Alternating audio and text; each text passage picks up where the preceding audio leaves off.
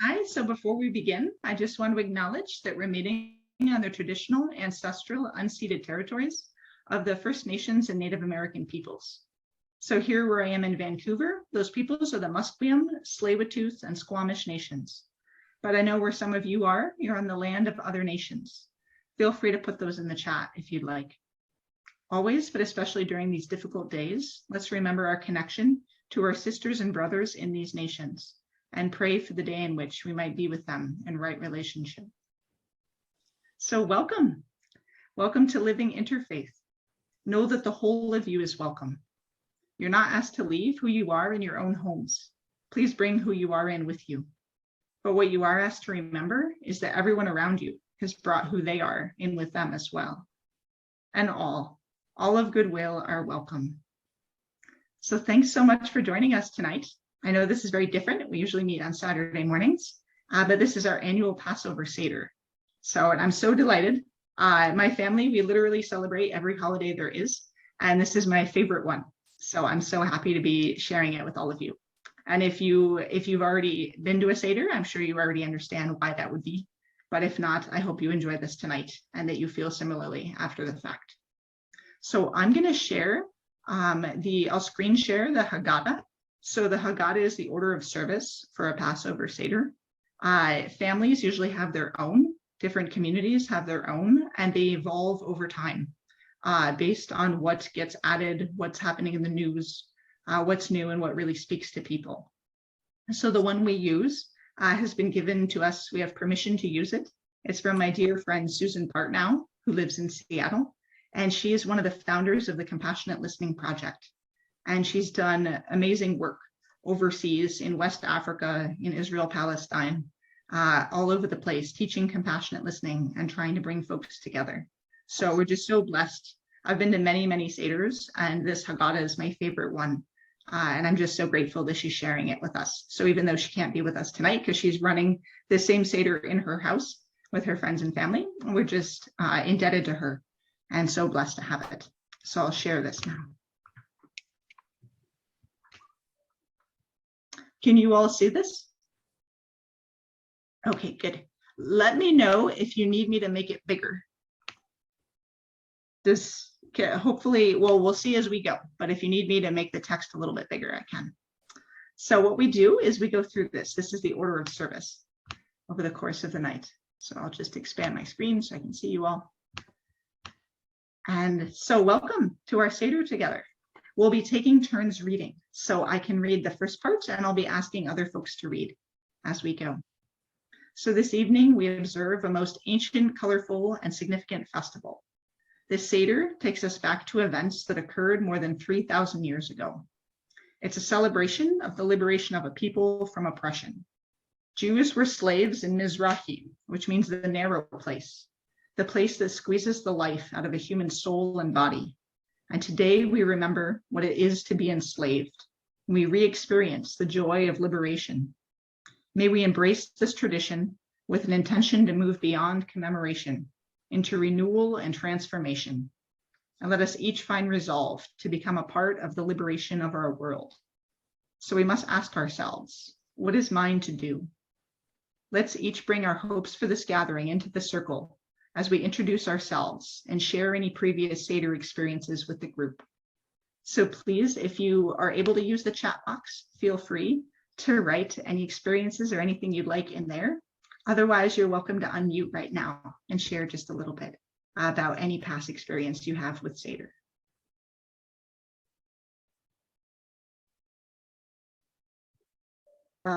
Shall I start? Yes, please. Yeah. This is Maggie here, also in Vancouver, the traditional lands that Kathy spoke of. So I am Jewish and I have very happy memories. Actually, Passover is my favorite holiday. And it's the one that I have fairly consistently through my life celebrated with my friends and my family. And it's sort of become everybody's favorite holiday, I think. Favorite for me because I have very happy memories from my childhood of celebrating with my dad's family, who were observantly Jewish. In my own immediate family, we were very secular. And at this point,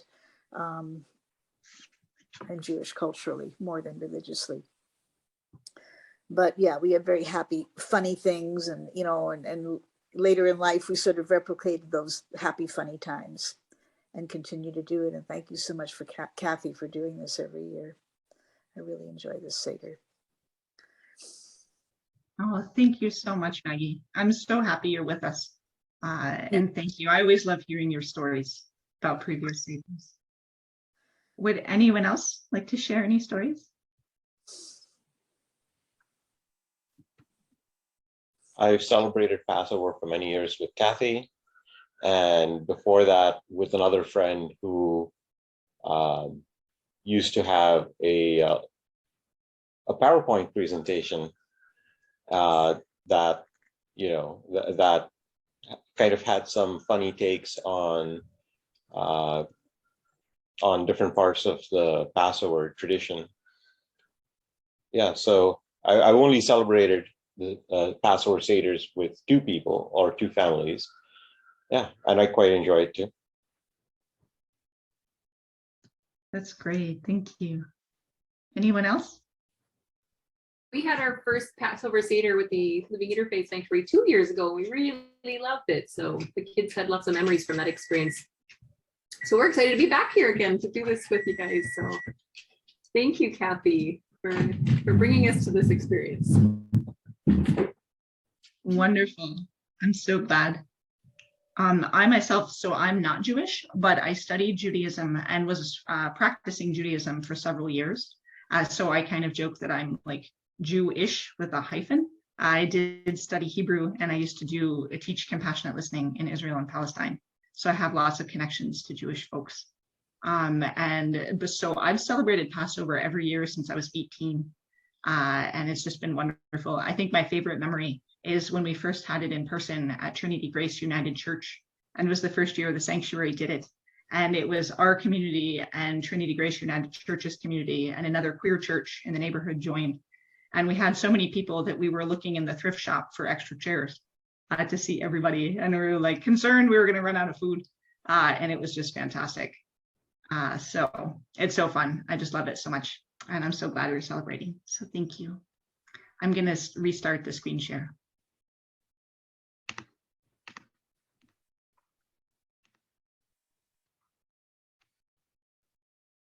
Can you see this okay? Yeah, great. So Egypt, or Mizrahim in Hebrew, means the place of constriction and limitation. It serves as a symbol for all the enslavement we meet, internal patterns of belief and stuck places, as well as external restrictions. The way out of Mizrahim is through compassion, or chesed, through embracing that which we've been taught to scorn within ourselves and others, and through attempting to understand those who seem different from us. There's a vital message we can take from our ancestors, the ancient slaves who were bonded by a common vision of social transformation, that the world can be changed, we can be healed, even the violence in Ukraine and Ethiopia, the racism in Canada, the US, and Europe, the civil unrest in India, the starving children in Yemen, the opioid deaths here in British Columbia, the ongoing suffering in Israel and Palestine, the indigenous land being snatched around the world, the gay and trans people who've had to lock their true selves away in order to be safe and accepted, the destruction of our planet, and of course, the ongoing pandemic. As we enter the holiday of Passover now, we remember the words of the psalmist, Bikesh shalom v'rafeh, seek peace and pursue it. For if people are exploited and oppressed anywhere, then nowhere are people really free. This Seder is a time to think of the liberation of all people and tikkun ulam, repairing the world. This includes our whole selves. If the feminine is in exile from the masculine part of ourselves, the 1% from the 99%, Black people from white people, Ukrainians from Russians. So we are in exile from the promised land and the divine. Today, we remember all the people of all liberation struggles and all the struggles we must endure for our whole selves. It's not enough to remember. We must ourselves enter the story and make it our own, to feel the pain and degradation, and then eventually the hope that defeats that pain. We're taught that in every generation, all of us are obliged to regard ourselves as if we ourselves went forth from the land of Egypt. This practice helps us awaken to and savor the sweetness of freedom. We celebrate and recommit to the struggle for all humankind. What struggles for liberation from the narrow places come to mind today? Please put them in the chat box now. Any struggles that we want to seek to overcome tonight.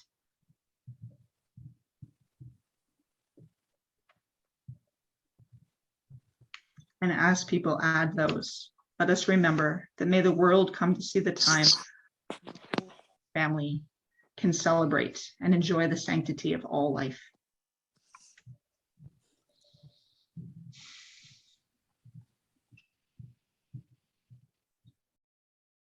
Military aggression, liberation from COVID pains, self-limiting beliefs,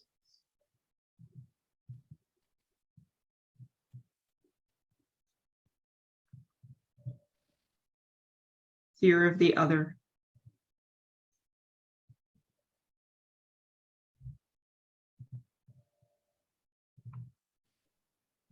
all the things that restrict us.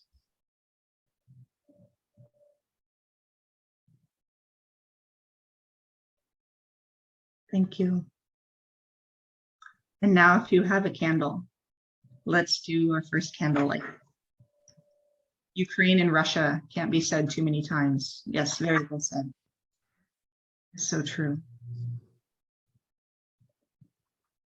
So now who would like to read this next part for the candle lighting? Samir, if you could read this part. Thank you. To create this holy space, let us light our festival candles. Before we bless the candles, let us all say, "Blessed is the match consumed in igniting flames. Blessed is the flame that flared in the secret places of the heart. Blessed are the hearts with strength to throb their last beat in dignity. Blessed is the match consumed in igniting flames." By Hannah Sinesh, executed November 7th, 1944. May the flame of this light give us warmth and connection to one another.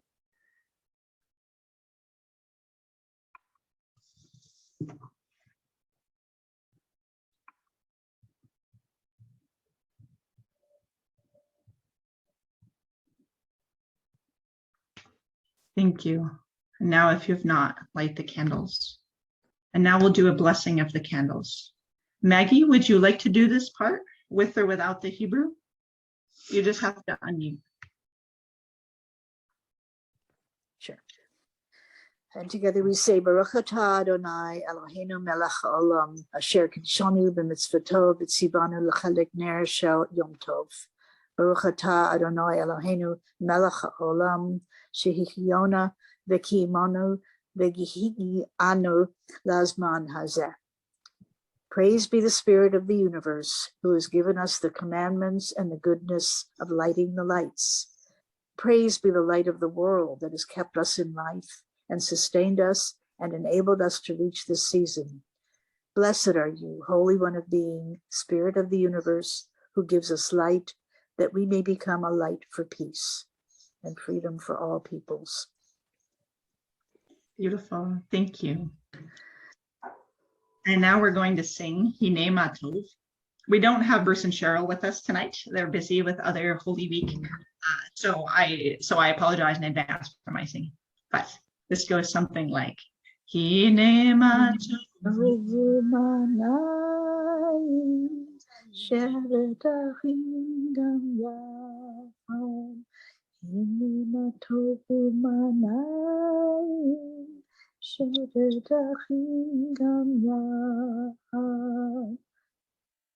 Beautiful. Thank you, Maggie. How good it is for sisters and brothers to dwell as one. Dad, Jim, would you be willing to read this next part if you unmute? I will give it a try here. We are descended from slaves, from people who staged the first successful slave rebellion in recorded history. Ever since, our people have kept alive the story of liberation and the consciousness that cruelty and oppression are not inevitable facts of life, but conditions which can be changed. The Exodus message is revolutionary. The way the world has been is not the way it has to be. Everything can change once we recognize that the creative force who created the world also creates the possibility of transformation and liberation. May we dedicate ourselves to helping the world now transform and to the abolition of all forms of tyranny and injustice. Beautiful. Thank you. Oh, and I saw in the chat. Oh, yes. No, it's fine. So the first thing we're going to do is pour Miriam's cup. So let's just get a little introduction to Miriam. Let's see. Emmy, are you able to read?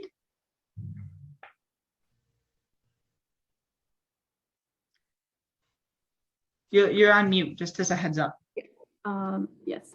Can you hear me? Yes. Great, thank you.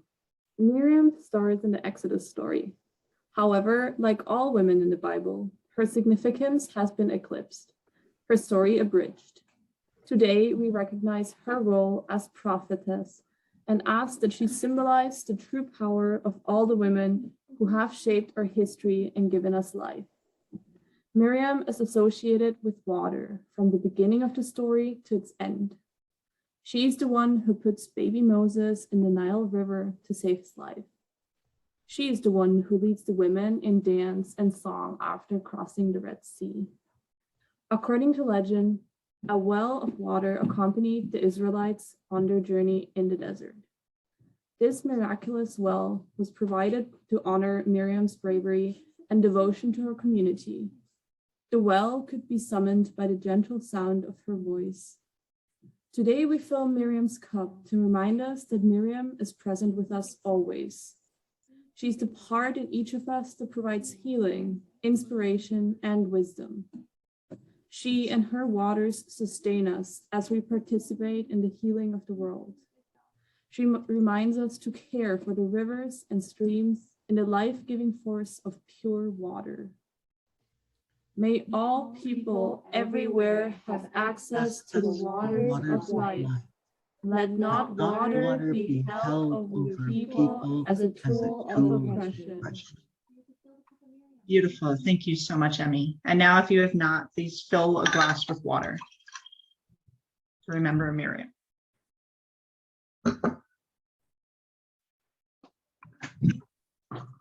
And welcome, Sukhmani. Thanks so much for joining us. So next, we'll start the 4 cups of wine or grape juice. It's totally your choice if you want to be drinking wine or grape juice. And then how much, so my mentor, Stephen, always says, if you pour them, you have to drink what you have. So, but if you want your glass of wine to be this full, you're gonna have 4 of them, that also counts. So it's all good. So just don't pour more than you can drink. So thank you. Let's see, Sandy, would you like to read the next part? Or is that, I don't know if that's going to be challenging. Did you just call me? Sorry. I did. Would you like to read this next part? Sure. Why do we drink 4 cups of wine or grape juice? These are many explanations for this. There are many explanations for this custom. Some have said they represent the 4 corners of the earth because freedom must reign everywhere, or the 4 seasons of the year because freedom must be guarded at all times, or the 4 empires that oppressed us in the days of old because tyranny must pass away, as did these empires before the world can be free. Above all, they stand for God's 4 promises of redemption, recorded in the story of the liberation of the Israelites from Egyptian bondage. Exodus 6, verses 6 to 7. I will bring you out. I will help you birth Your awareness. I will deliver you. I will help you with your potential. Your potential. I will redeem you. I will free you to live To live your highest purpose. I will take you to be my people. I am with you always. I am with you always. Once again, may we dedicate ourselves to the abolition of all forms of tyranny and injustice. We will drink 4 cups of wine or grape juice today to represent a series of actions with deep intention for economic, political, intellectual, and spiritual freedom. Beautiful, thank you. So the first cup. So pour your first cup of wine or grape juice.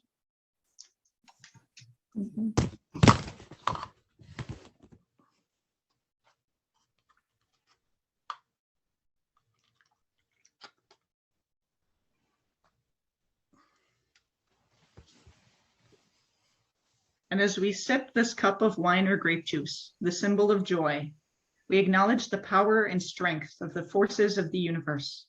We praise God in the traditional words of the Kiddush.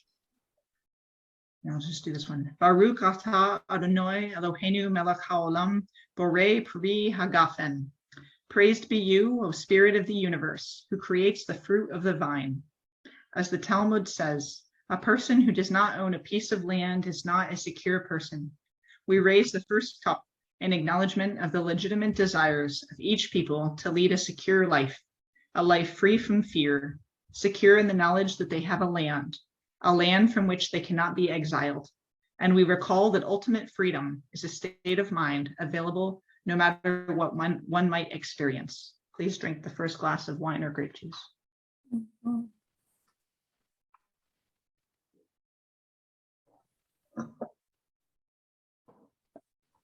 And Viktor Frankl famously tells us, we who lived in the concentration camps can remember the men who walked through the huts, comforting others, giving away their last piece of bread. They may have been few in number, but they offer sufficient proof that everything can be taken from a man but one thing, the last of the human freedoms: to choose one's attitude in any given set of circumstances, to choose one's own way. Now for this next part, let's see. Tineke, can you read this next part? Or Hans?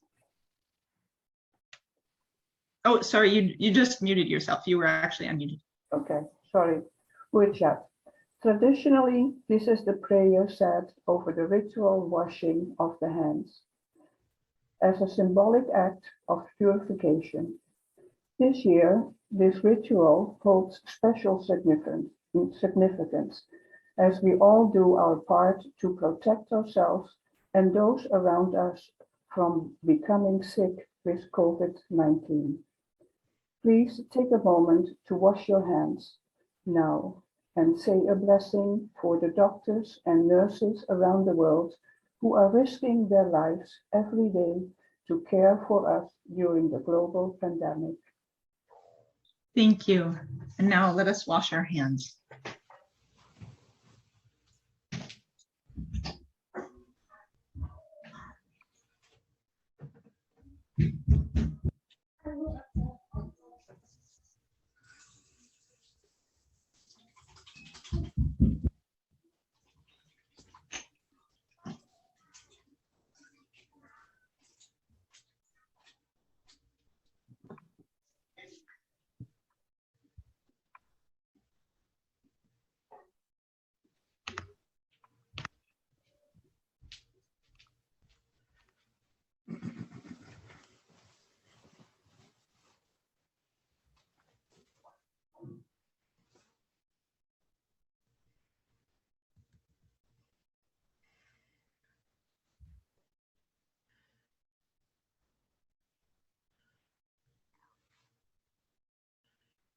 Wonderful. Thank you all. Let's see, for this next part, Jackie, would you like to read Karpas? Thank you. The Karpas, spring greens, is a symbol of springtime and the miracle of nature's renewal. It signifies the blossoming and the freshness of our own lives. At this season, when the earth is reborn, we renew our faith in a world where freedom and justice will prevail. The salt water into which the Karpas is dipped reminds us of the tears shed by the oppressed. The salt water also represents the ocean, birthplace of all life on earth, while the tender greens reflect the life-giving partnership of soil and sun. These remind us how our struggle for wholeness extends to our planet. It has an intricate web of life, and it is our responsibility to care for it. Thank you so much. Thank And you. Maggie, would you be willing to do the prayer over the Karpas if you unmute? Thanks. Okay. Baruch atah Adonai Eloheinu, melech haolam, borei pri hadonah. Beautiful. Thank you. Jackie, can you read the last part of the prayer? Praised are you, O Spirit of the universe, that creates the fruit of the earth. Blessed is the force of the life, the strength of farm workers that bring forth the fruits and vegetables from our bountiful earth. Beautiful. Thank you. And now if you have some parsley, dip it in the salt water twice and then eat it. And I'd be remiss if I didn't mention that Susan, who gave us this, said you also dip it because it tastes better that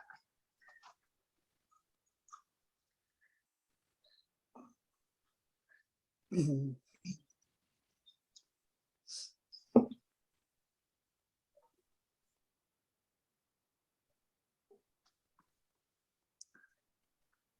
Beautiful.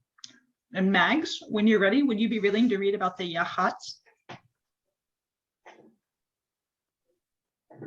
If you unmute, perfect, thank you. Now we break the matzah and conceal part of it to be used later as the afikomen or dessert.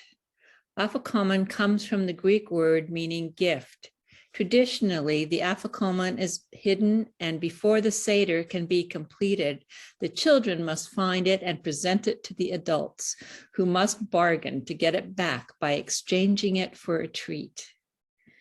This year, since we are all celebrating in our respective homes, our children sadly cannot go in search of the afikomen together. Although if you would like to hide either the afikomen or a cracker for your children to find during the meal, please feel free to do so.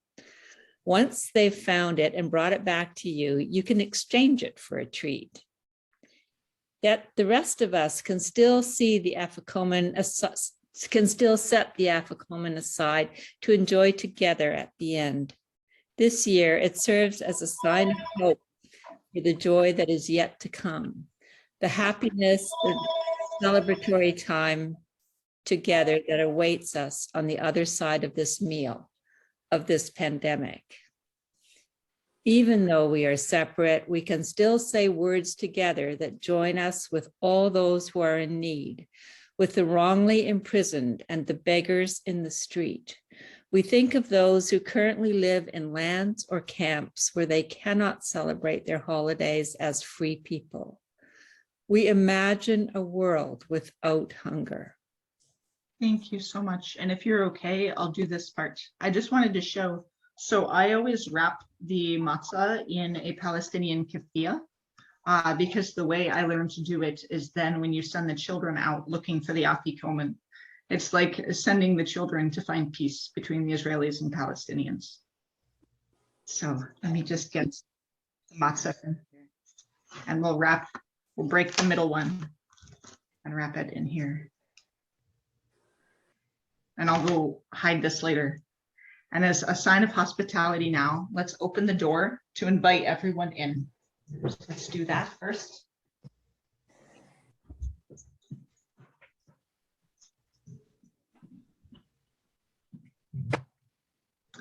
And then we say, this is the bread of affliction, the poor bread. Behold the matzah, the bread of poverty, which our ancestors ate in the land of Egypt. Let all who are hungry come and eat. Let all who are needy come and celebrate the Passover. Let all who are in want share the hope of Passover. And as we celebrate here, we join with people everywhere. Now we're still oppressed, but next year, may everyone be free. I'll be right back. I'm going to go hide this.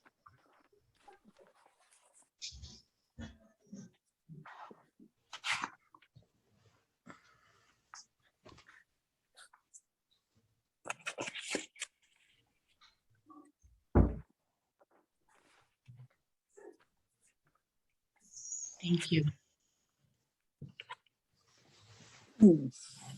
Susan, can you read this prayer? Sue, if you unmute. Here we go.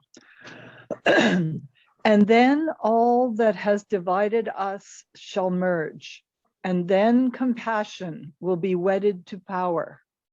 And then softness will come to a world that is harsh and unkind. And then both men and women will be gentle. And then both women and men will be strong. And then no person will be subject to another's will. And then all will be rich and free and varied. And then the greed of some will give way to the needs of many. And then all will share equally in the earth's abundance. And then all will care for the sick and the weak and the old. And then all will nourish the young. And then all will nourish life's creatures.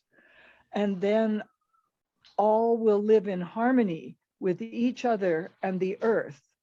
And then everywhere will be called Eden again. Judy, Chicago. Beautiful. Thank you so much. And now we're going to retell the story of the Exodus. Through story, we witness the telling of our spiritual unfolding. Every year in the spring, at the celebration of Passover, we retell the story of the Exodus. This is no ordinary history lesson. This is an enduring lesson in spiritual potential. The inner meaning of the Exodus story is celebrating the freedom of overcoming the ego and entering the promised land of the higher self. The outer meaning is coming to actively engage in tikkun ulam, repairing the world. For when I despair, this is a quote from Mahatma Gandhi, when I despair, I remember that all through history, the ways of truth and love have always won. There have been tyrants and murderers, and for a time they can seem invincible, but in the end, they always fail. Think of it, always. In the historical Exodus, the slaves arrived at the shore of the Red Sea, frightened, hopeless. One person, Nachshon, had the courage and faith to lead the way. He waded into the Red Sea, walking forward as the water covered first his ankles, then his knees, then his waist, then up to his neck. But he didn't stop. The water lapped over his chin, even across his lips, but still he continued as the water swallowed his nose. And then finally the sea parted and the Israelites crossed safely to freedom. So who will be the Nachshons for our time? The Palestinian activist Ali Abu Awad comes to mind, or the indigenous activists who put themselves in harm's way to protect the water and land and oppose the oil companies that threaten to destroy our beloved planet. But who else? Who will take those terrifying and courageous steps towards shalom? Feel free to unmute. Who else do you think are these kind of brave souls who are leading the way right now? One obvious answer is Ukrainian President Volodymyr Zelensky. Yes. And the Ukrainian people who are fighting for their homeland.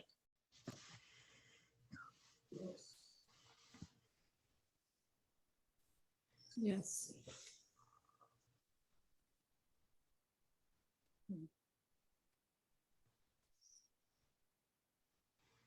All youth who work for the oneness of humanity.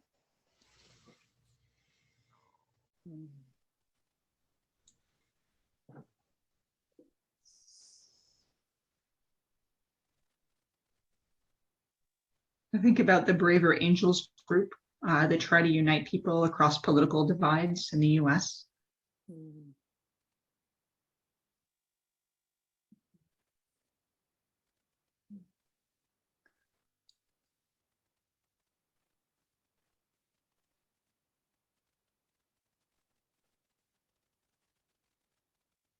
Oh, Jackie, if you're on mute, just, yes. The indigenous populations around this world who are striving to help us see that we cannot ignore nature. Absolutely. Well said. Thank you. And if you just think about your other personal heroes, and just call them to mind during this time, may they be a light and a beacon of courage for us as we go forward into the coming year, hoping to free all beings. And now, yes. Sorry. And now Susan included this. I got this quote from her, and this is actually my favorite quote ever, from Alexander Solzhenitsyn.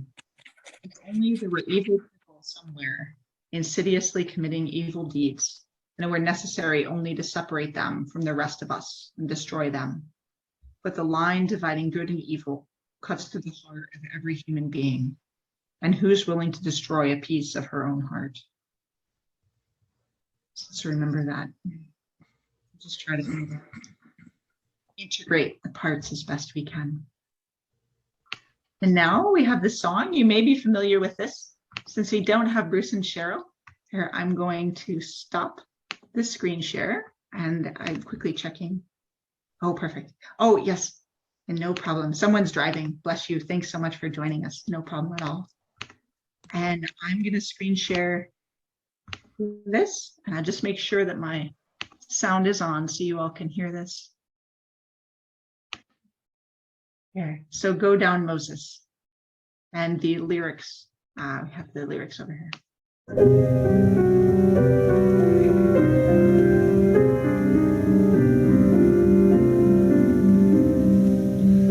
When Israel was in Egypt's land, let my people go.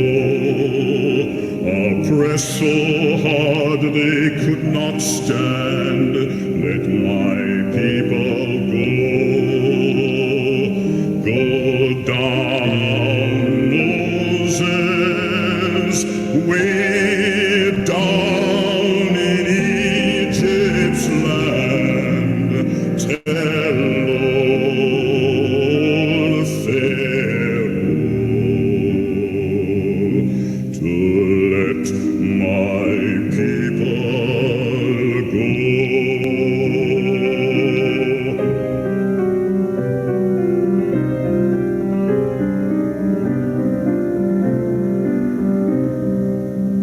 Thus spake the laudable Moses said, let my people go. If not, I'll smite your firstborn dead. Let my people go. Go down, Moses, way down in Egypt's land. Tell old Pharaoh to let my people go.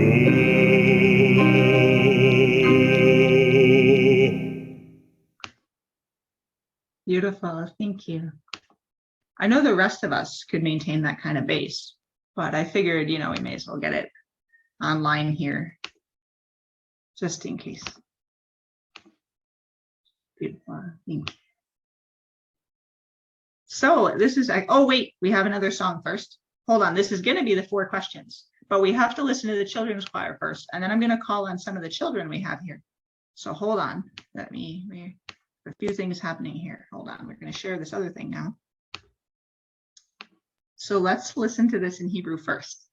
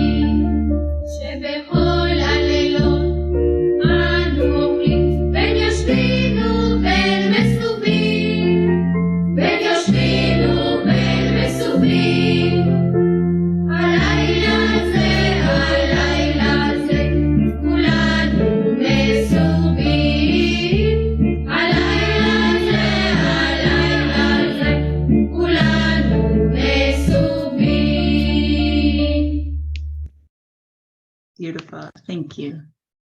Okay, so Enara, would you be willing to read this first part here? I know you're right there. We got to unmute you. You're part of Team Dragon. Could you read the part that starts, ask the 4 questions? Oh, and now do you want to read? No, not today. Honey, do you want to read from over here? Is he here to sing? No. No. And I just have to say that, so usually Samir would be leading this with the kids and I'm leading it from the other room.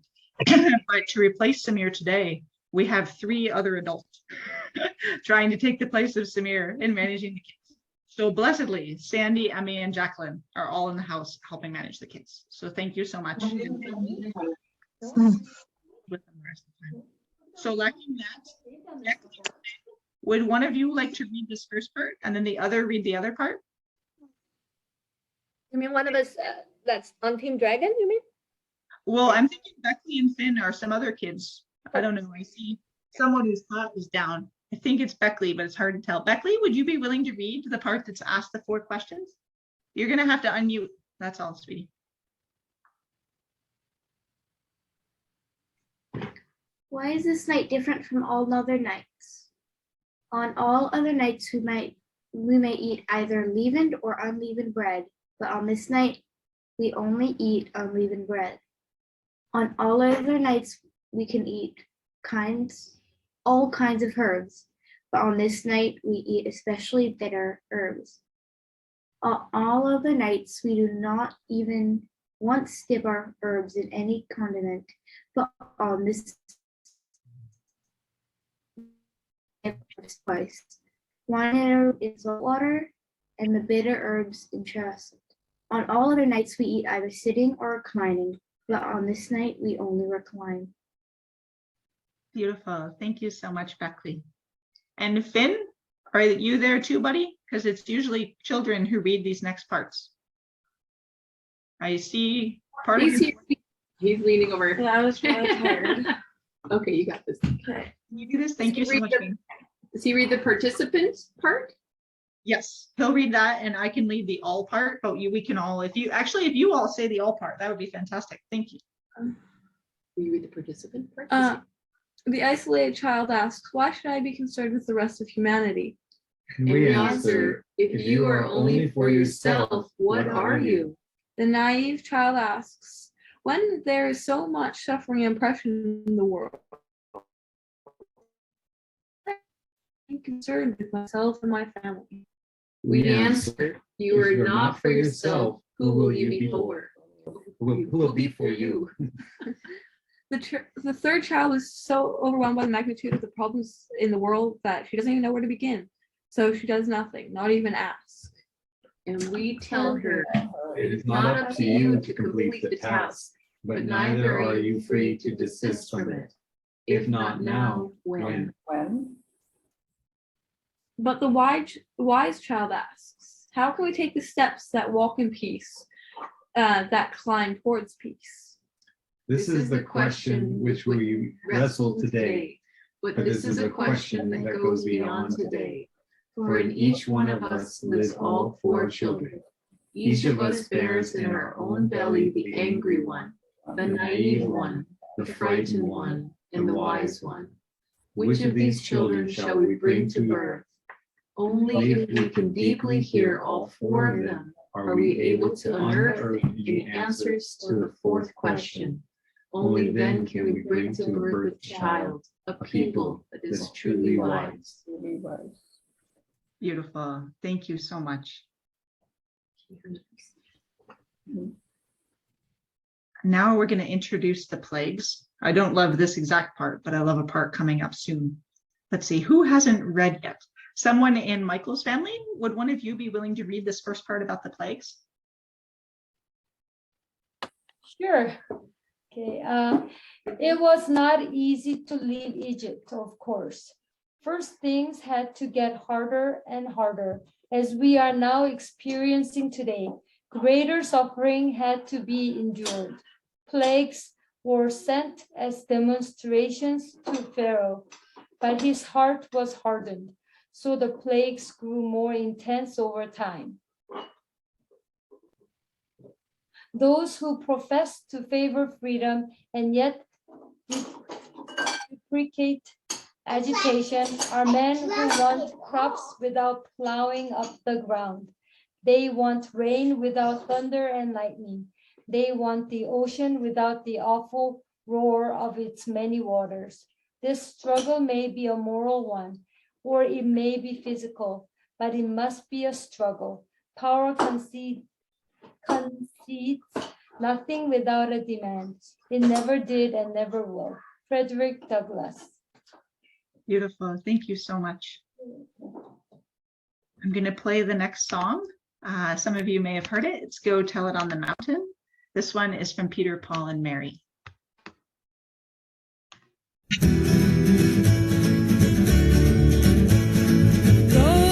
Tell it on the mountain.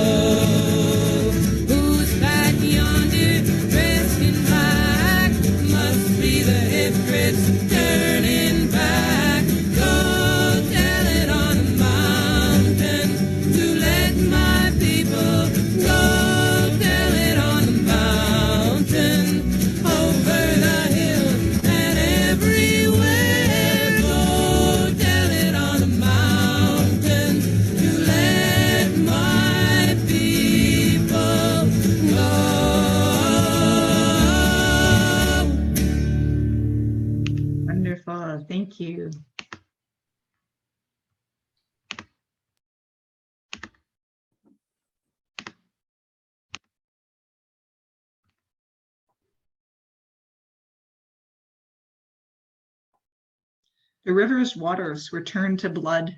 Frogs covered the land, then rats, and then wild beasts. Cattle was stricken with disease. Hail destroyed the crops. Locusts devoured all that was left. Finally, darkness covered the land, and still Pharaoh would not change. Only when the 10th plague, the death of the firstborn children, struck the people of Egypt, did Pharaoh decide to allow the children of Israel to leave.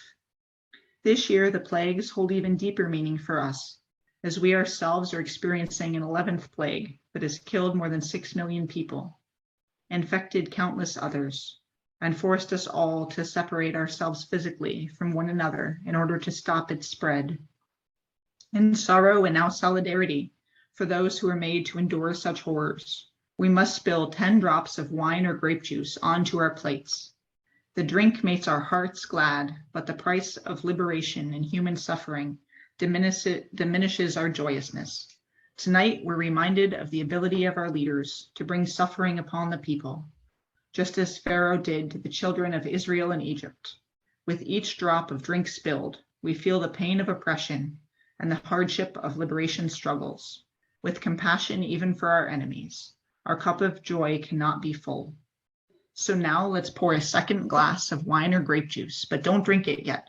I once did and it messed up everything. With your finger. So first we're going to pour. So let's pour our glass of wine or grape juice.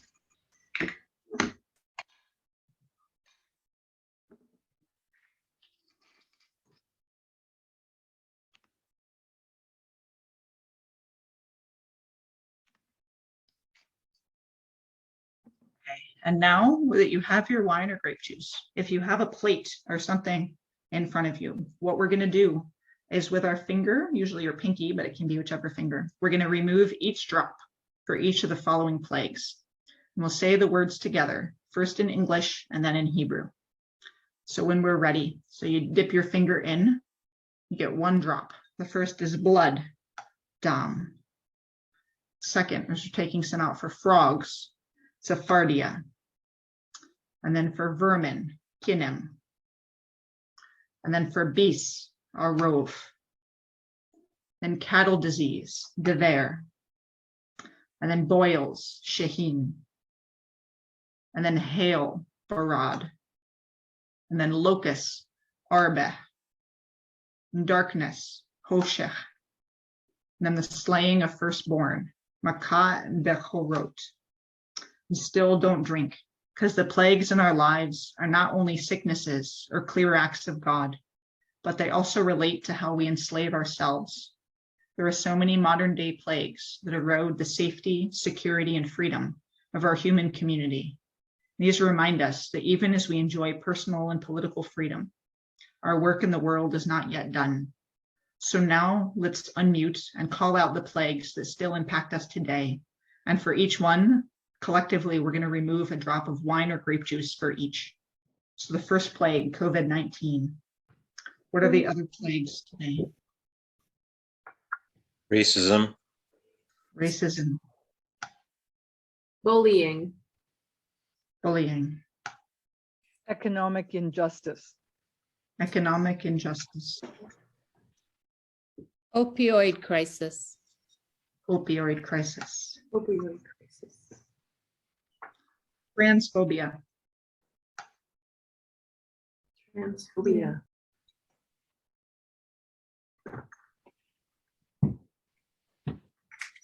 Homophobia. Homophobia. Economic inequality. Economic inequality. Religious intolerance. Religious intolerance.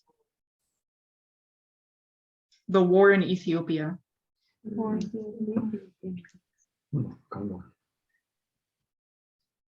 you say it?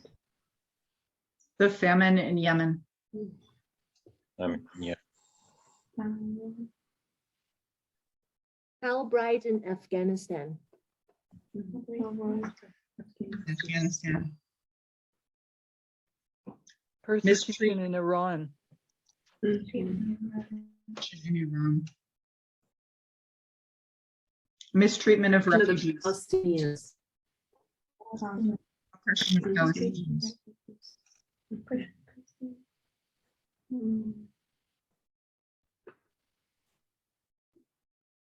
Violence and oppression everywhere.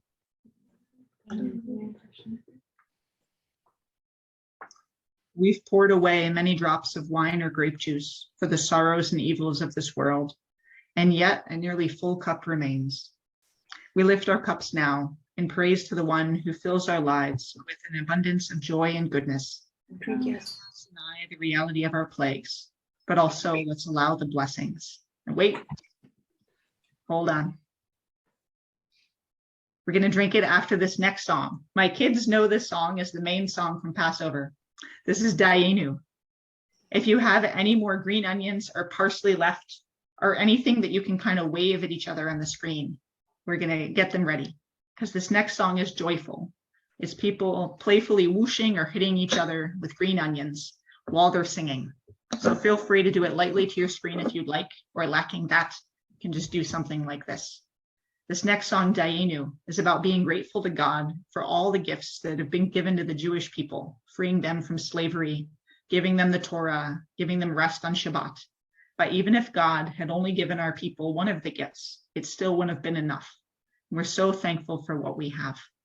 So let's listen now to Dayenu. And I apologize in advance because it will be stuck in your head for the next 2 weeks. I assure you.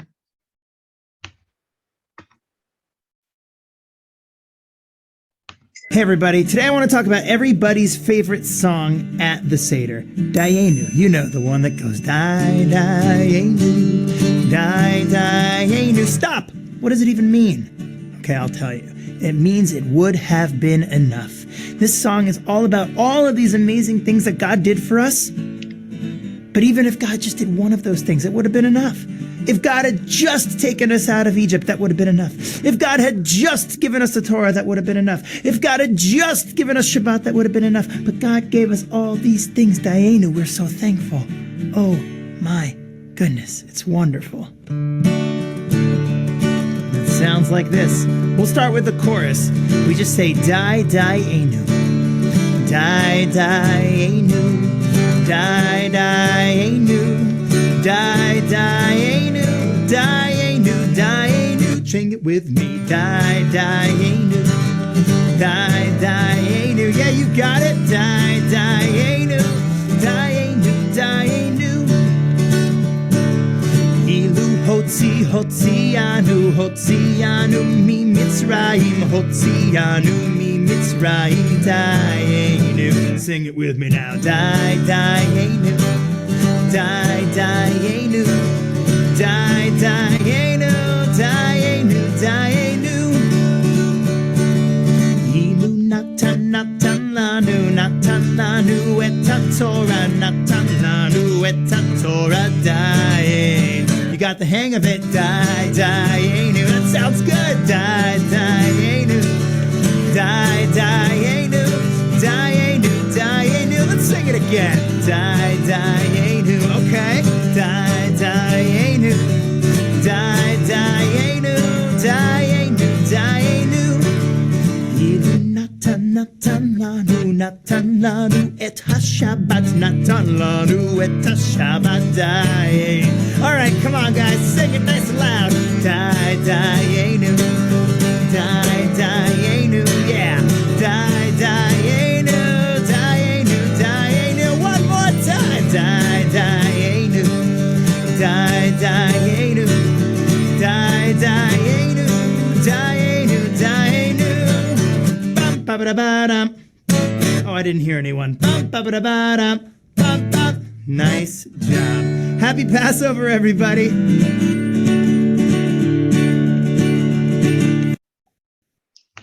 Beautiful, thank you. And now when you're up in the middle of the night singing that, you can blame me. Looked like the kids were having fun. Hopefully adults too. Hopefully everybody's having fun. Okay, good. Hopefully we can see this. Yes, so the song could continue forever. Indeed, it does have dozens of verses because God has blessed us in innumerable ways. But even as we remember the suffering of the Egyptian people, our ancestors, and so many other groups throughout the ages and today, we must remember all the goodness we've been given. Indeed, we're all loved, and each of us is a child of God. So now finally, let's raise the second cup of wine or grape juice. And we'll say, Baruch atah Adonai Eloheinu melech haolam, borei pri hagafen. Praised are you, O Spirit of the universe, who creates the fruit of the vine. Let's drink this partially filled cup, remembering the spilled drops, remembering the pain that humans experience at the hands of one another. Trust begins as we come to know one another. It takes more courage to make peace than to make war. Now drink the wine or grape juice.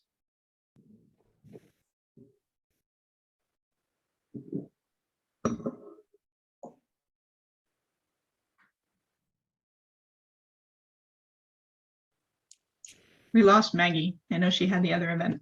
Anyone else want to try their hand at the Hebrew? Should I keep going? Dory Lee, want to work on some Hebrew? No? Okay. I'll do the next part. Here. So we have our matzah, or something like matzah. Hopefully hold this up. And let's say the blessing. Baruch atah Adonai Eloheinu melech haolam, hamotzi lechem min haaretz. Baruch atah Adonai Eloheinu melech haolam, asher kidshanu b'mitzvotav, vitzivanu ach lath matzah. Praise be the strength of the universe and the sustenance from the earth. Praise be the light of the world and the goodness of eating unleavened bread. This matzah, don't eat it yet. Hold on a second. The matzah is to remind us that before the dough, which our foremothers prepared for bread, had time to ferment, they had to leave the country. The Torah says they baked matzah of the unleavened dough, which they brought out of Egypt, for it had not leavened, because they were thrust out of Egypt and could not linger, nor had they prepared any food for the journey. On Passover, we remove all signs of chametz from the household to help us eliminate all the unnecessary empty things that we fill and puff ourselves up with that keep us enslaved. Our eating of the matzah for the 8 days of Passover becomes a meditation. Matzah is the bread of affliction, a symbol of poverty and the precariousness of our lives. To flee from Mizrahim, we must be humble like the matzah, without chametz, empty of the puffed up places of our inflated ego that creates the narrow places. Now let's eat the matzah.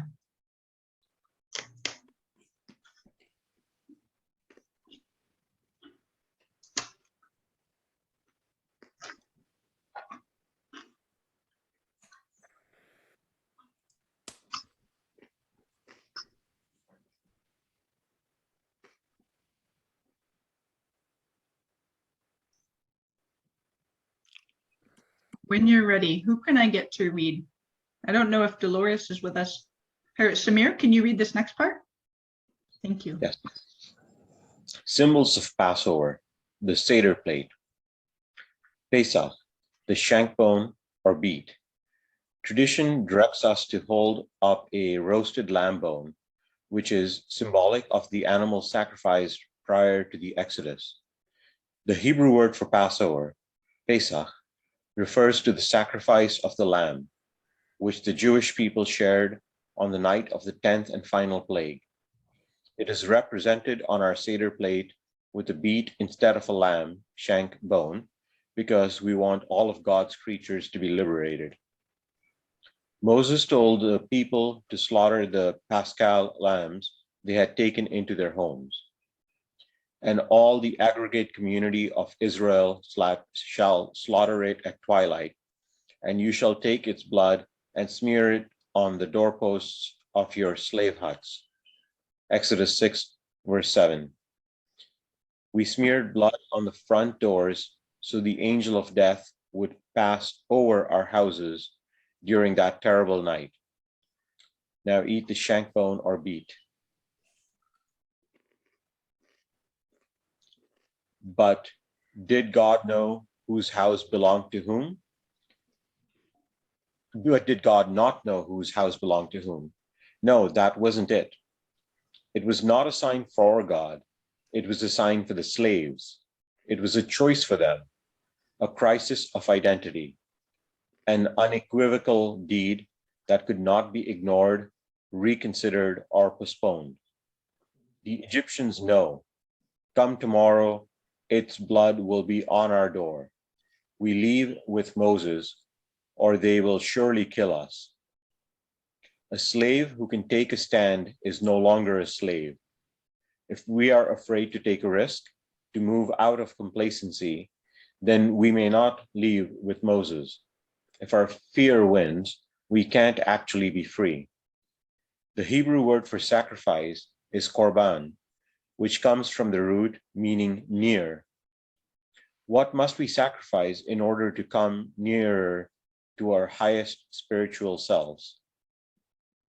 Great. Thank you so much, Samir. So feel free to unmute. What must we sacrifice to come nearer to our highest spiritual selves? The lust for comfort. Definitely. Our obsession with power. Entertainment.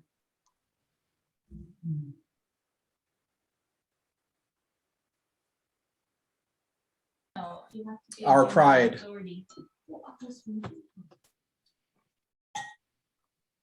What is our pride? What was the question again? Money.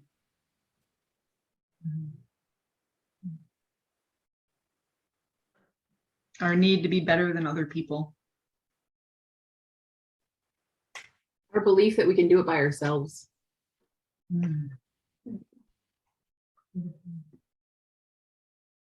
Our sense of separation from others.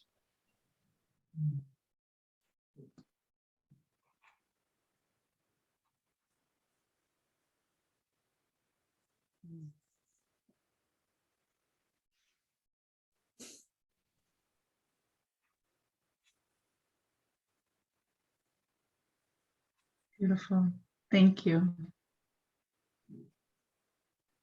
The orange. Emmy, are you in a situation where you can read this part? Or are the kids like? The orange. In our own days, as in the ancient days of our people, an event becomes a story becomes a legend, and the legend becomes a lesson. So it is with the orange on the cedar plate. The symbol of the orange was first adopted by women's groups in their Passover celebrations during the 1970s, which were the first feminist cedars celebrating the women's role in Jewish life. The orange was mistakenly said to be inspired by a comment made during a speech given at a synagogue by the Jewish scholar Susanna Heschel, daughter of civil rights activist Rabbi Abraham Joshua Heschel, in reference to the recent ordination of the first Reform woman rabbi. A man in the audience was said to remark, "A woman belongs on the bimah, the platform from which the Torah is read, as much as an orange belongs on the cedar plate." To which Heschel responded, "Women bring to the bimah what an orange would bring to the cedar plate, transformation and not transgression." Heschel was since corrected this myth by explaining that she first placed the orange on the plate to represent the gays and lesbians excluded from Jewish religious community. She said, "We would spit out the seeds in solidarity with homosexuals. The seeds represented homophobia. So today we include the orange in honor of the inclusion of all our sisters and brothers, queer, trans, non-binary, and straight, because everyone can bring transformation to a community." Beautiful. Thank you so much. And now if you have one, eat the orange.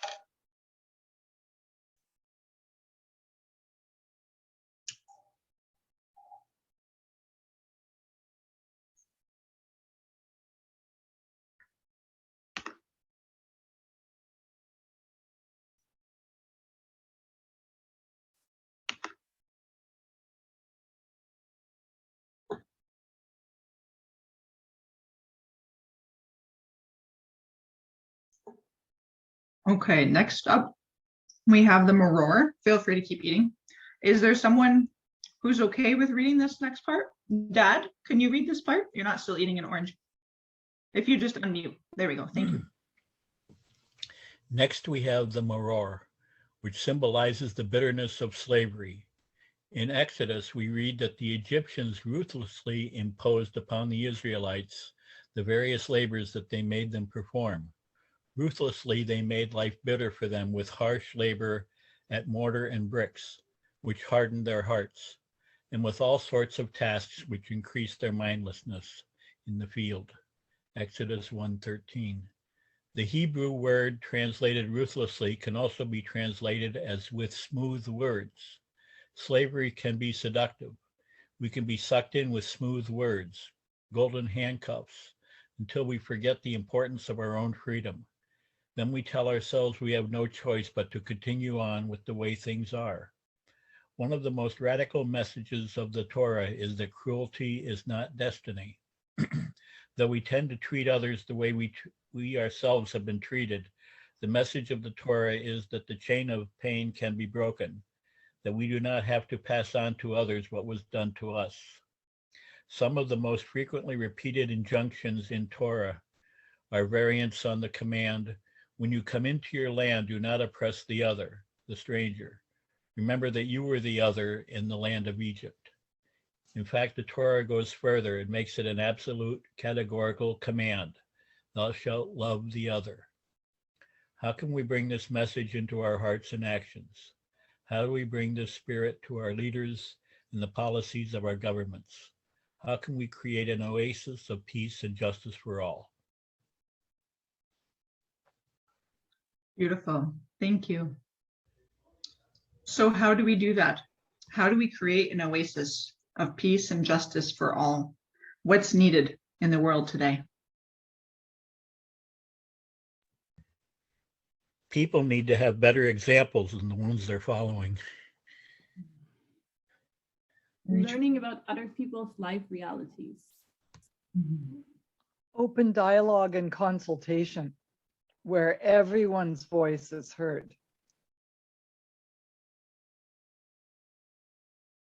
Definitely. Attending interfaith events. We're biased.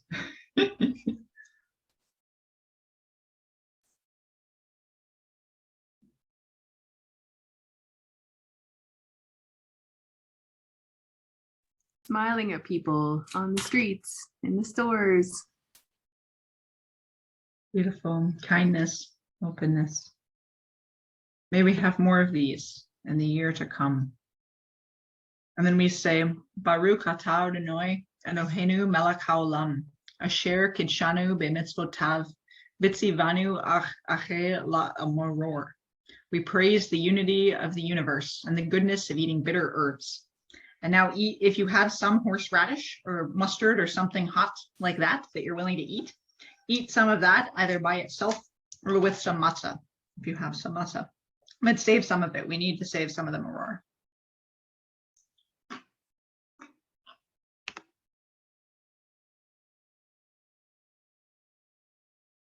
And thank you. Mag says we need more forgiveness.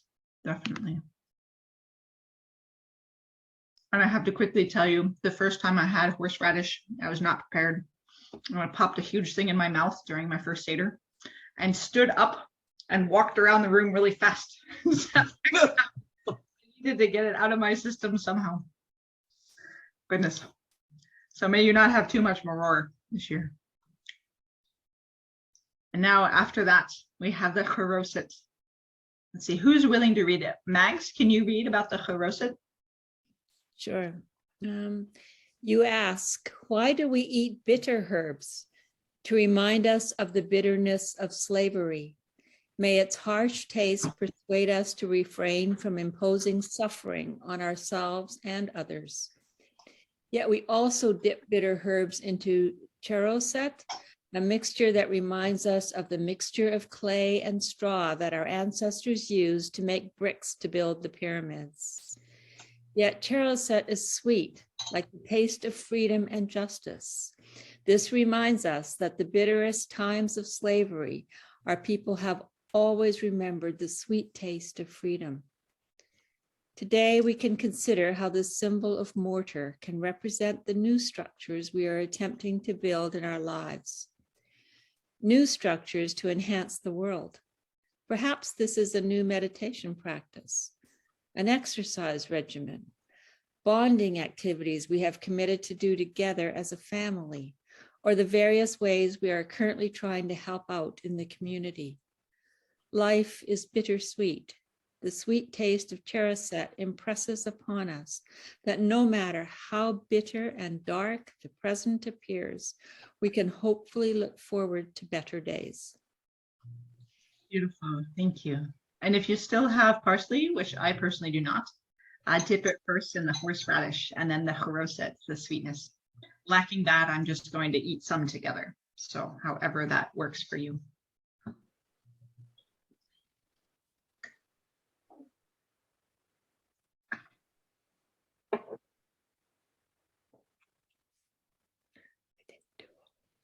And then Sandy, are you able to read about the Hillel sandwich? Yes. To the sage Hillel, eating matzah and maror together was not a trivial matter. To him, slavery and freedom were merged in one historical event. The bread of poverty became the bread of freedom and should be tasted together with the bitter maror, so that one should know the bitterness of slavery and the joy of freedom. In times of freedom, we must not forget the bitterness of slavery. In time of oppression, we must keep alive the hope of freedom. Beautiful, thank you. And now make a little sandwich if you have some matzah with the maror.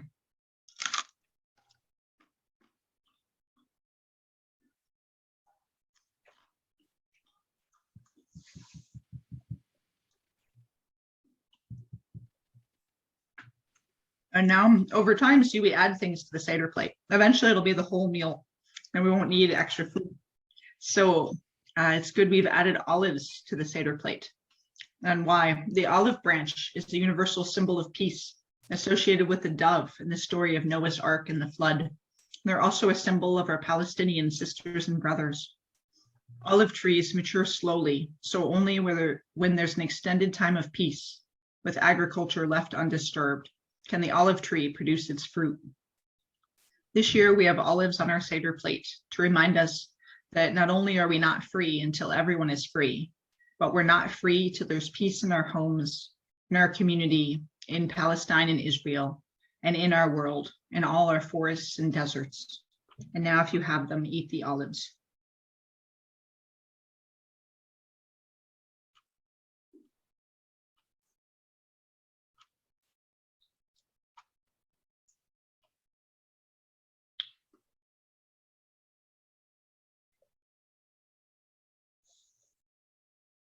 And when you're ready, Sue, can you tell us about the beitzah, the hard-boiled egg?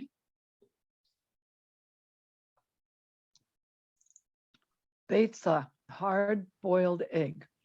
It is customary to begin the meal with a hard-boiled egg.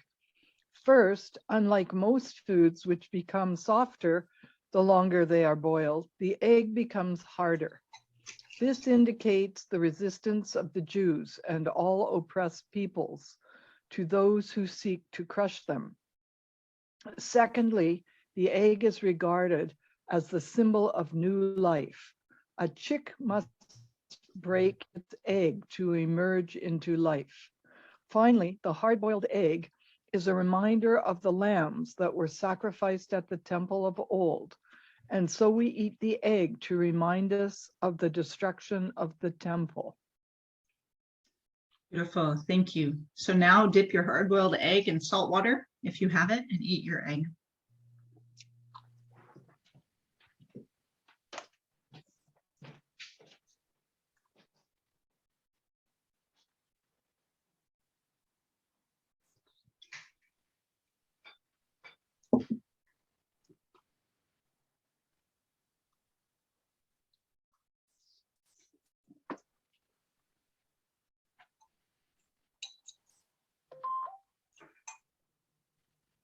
Now I'm going to stop this and we're going to take 10 minutes to freshen up or eat anything else you'd like. I'll stop the recording for now and we can just chat. Do it. Okay, thank you so much. So now if we've eaten the meal, and I know some folks are still eating, so that's wonderful. So afikomen, I know some people have found the afikomen. We have feasted in freedom and in joy. We've eaten virtually with friends and family. And as we conclude our feast, we must remember that we cannot live by bread alone. We survive because we choose to live. We survive because others choose to help us live. The afikomen is our final dessert. It's the matzah that we set aside to be the last food of our Passover supper. It's okay if you're still eating. We're probably going to do our meal later. But if you eat some more matzah now, let's eat it and remember that the source of our life and our future celebratory time together is now. So let's eat some more matzah, the afikomen.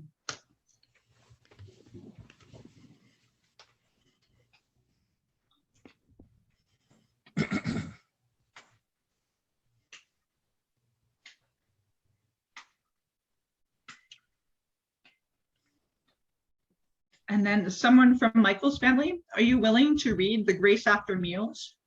Birkat Hamazon. I can read it. Blessed are you, Adonai, the Spirit of the whole universe, who nourishes the entire world with your goodness, with grace, with kindness, and with mercy, who gives nourishment to all because your kindness is forever. Through this enormous kindness, mercy, and compassion, all existence is forever sustained, forever present, goodness filling all time and space. There is sustenance for all. None need ever lack. No being want for food. Blessed are you, Adonai, who is always present and sustaining all. Beautiful. Thank you. And now for our third cup, the cup of hope. The heart opens as we leave the constrictions of our Egypts. Now, with this third cup of wine or grape juice, we risk the journey that extends beyond this moment. We seek to open our hearts enough so we can trust new visions and dreams. And now, when you're ready, pour the wine or grape juice and drink it.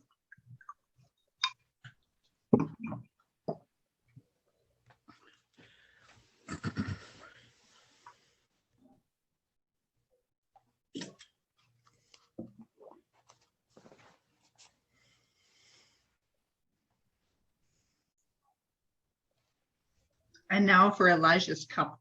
Earlier we had Miriam's cup, and now we have Elijah's cup. The Haggadah opens with the words, "Let all who are hungry come and eat." Among the awaited guests is the prophet Elijah, who, according to tradition, never died but was carried up to heaven. So let's fill Elijah's cup now with some wine or grape juice. It's an offering for him.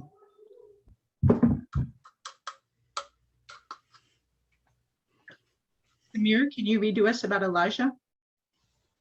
Sure. Elijah, the prophet, challenged the injustice of kings and overthrew the worship of foreign gods. He healed the humble sick and helped the widowed. In Jewish tradition, Elijah is the champion of the oppressed. He brings hope, cheer, and relief to the downtrodden. He performs miracles of rescue and deliverance. This man of mystery became associated with the time of the Messiah, the end of days, when all is healed and peace fills the world. Hence, he has a place in every Seder. It is said of Elijah, he will turn the hearts of parents to their children and the hearts of children to their parents. He is the messenger of good tidings, of joy and peace. Elijah is the part in each of us that knows respect for fundamental human rights cannot remain an ideal, but rather is something we work towards every day as a requisite foundation for each and every person's life we can impact. Beautiful. Thank you so much. Hope is a deep orientation of the human soul. It can be held in the darkest of times. From Havo. Traditionally, we now open the door. So let's do that now. Let's open the door for Elijah.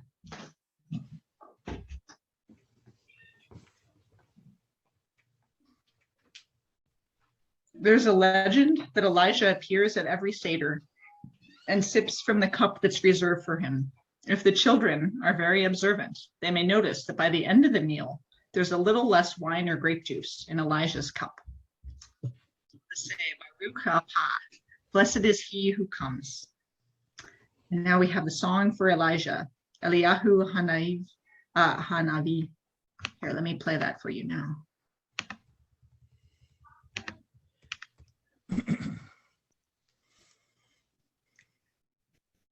At the end of Shabbat, you can do a beautiful ceremony called Havdalah. And one of the songs as part of the Havdalah ceremony is a song to Elijah the prophet, or Eliyahu Hanavi. And it asks Eliyahu to help us transition into the week ahead. Eliyahu Hanavi, Eliyahu Atishbi, Eliyahu, Eliyahu, Eliyahu Hagiladi, Bimera ve'yameinu, Yavo eleinu, Moshiach ben David, Moshiach ben David, Eliyahu Hanavi, Eliyahu Atishbi, Eliyahu, Eliyahu, Eliyahu Hagiladi, Eliyahu Hanavi, Eliyahu Atishbi, Eliyahu, Eliyahu, Eliyahu Hagiladi, Bimera.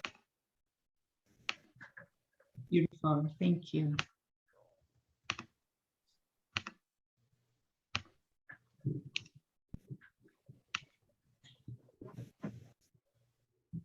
So we shift our focus from the pain and suffering of the past, which would give the ultimate victory to those who oppressed us, to dedicate our energies to transforming this world and ourselves. We believe in a world based on love, generosity, and open-heartedness. We continue to affirm the unity of all being. And now let us pour the fourth cup of wine, the cup of peace.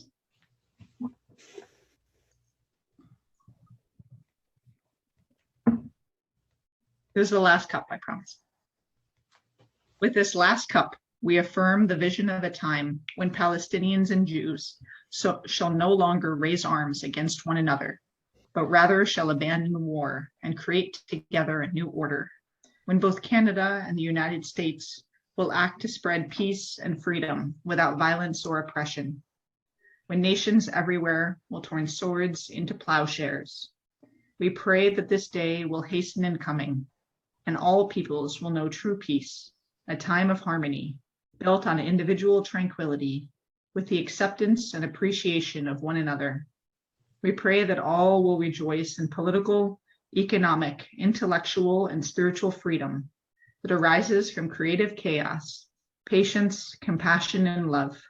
Let us drink the last cup together now, to peace, to life.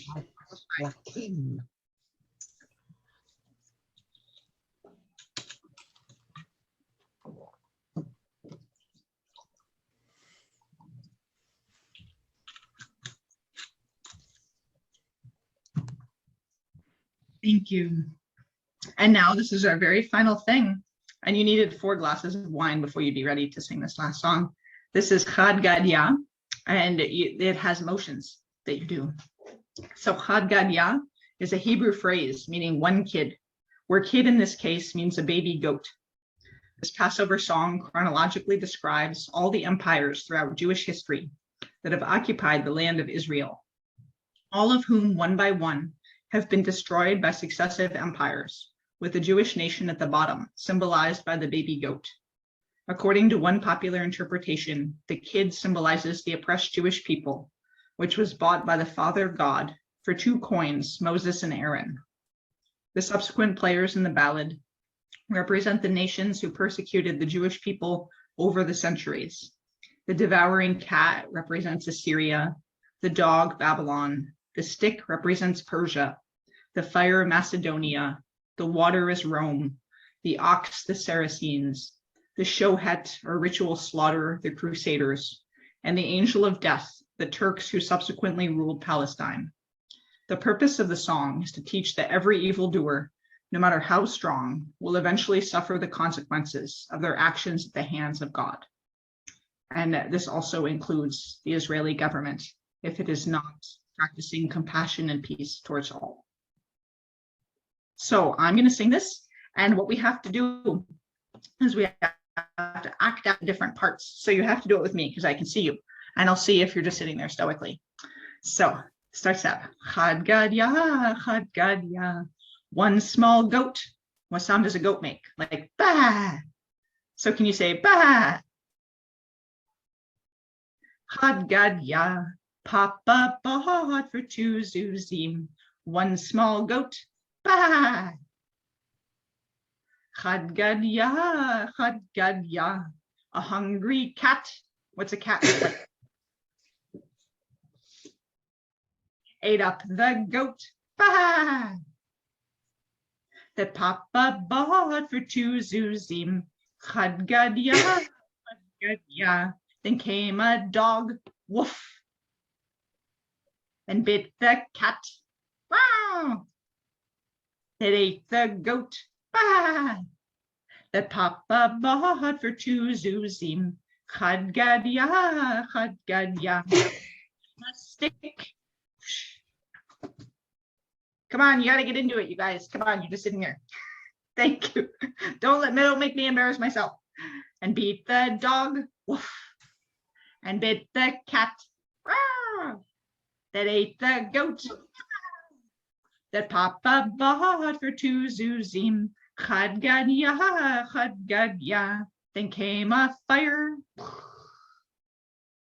and burnt the stick, that beat the dog, woof, that bit the cat, rah, that ate the goat, bah, that Papa bought for 2 zuzim. Haggadah. Then water came and quenched the fire and burnt the stick, that beat the dog, woof, that bit the cat, wow, that ate the goat, bah, that Papa bought for 2 zuzim. Haggadah. Then came an ox. What's an ox do? Need some and drank the water that quenched the fire, that burnt the stick, that beat the dog, that bit the cat, that ate the goat, that Papa bought. Haggadah. The butcher came and that drank the water, that quenched the fire, that burnt the stick, that beat the dog, woof, that bit the cat, that ate the goat, that Papa bought for 2 zuzim. Haggadah. Then came death and took the butcher that slew the ox, that drank the water, that quenched the fire, burnt the stick, that beat the dog, that bit the cat, that ate the goat, that Papa bought for 2 zuzim. Haggadah. Eternity dissolves the death that took the butcher, that slew the ox, that drank the water, that quenched the fire, that burnt the stick, that beat the dog, woof, that bit the cat, that ate the goat, Papa bought for 2 zuzim. Haggadah.